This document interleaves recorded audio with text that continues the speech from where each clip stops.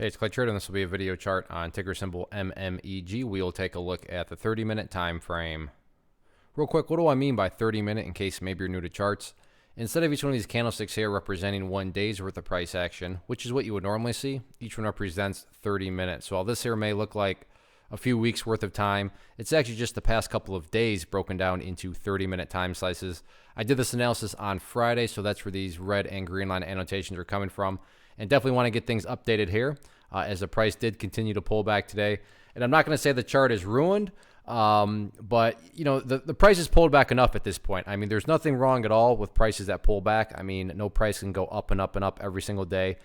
So prices can pull back, but it does start to reach a point where it's, okay, bulls, you know, you've let the price pull back enough. It's time to step back up. And that's where the chart is really starting to near that situation where, you know, I'm not going to say, like I said, the bears are totally owning the chart. But the price has pulled up back enough, and the bulls need to start to kind of make their presence felt again. Now, the big update here that needs to be done is based on a foundational rule in charting, which states when levels of support are broken and closed below, they tend to act as resistance. So for those of you that did watch the video on Friday, hopefully you remember me talking about 0034 as support.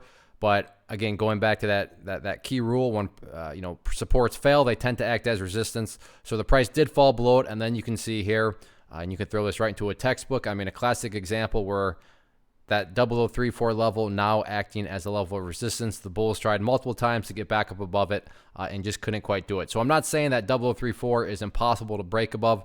I'm just saying that, you know, according to the near-term story of the chart now, the bulls are going to have to bring their A game in order to fight back above there. So the sooner the price can get back up above 0034, the better. As far as levels of support, really all about the pink line at this point in time. That is the long-term moving average. And even if you have just a surface deep understanding of charts, I'm sure you've heard of the 200 period simple moving average, and you know that when the price is above it, from the long-term perspective, you want to see the price stay above it. So as it stands right now, price isn't even threatening, you know, testing it. But in the event that the price does test it, then that is by far, no questions asked, you know, the must-hold level of support as far as the big picture perspective is concerned. So not the best start to the week. The bulls still have a chance, though, to build a higher base and therefore build upon this overall uptrend. But it is time for the bulls to start to step back up again. One of the most popular questions I get is, hey, Clay, how do you find the stocks that you trade? So what I've done is put together this free resource guide where I talk about the tools that I use to locate stocks that I find interesting and think may have potential.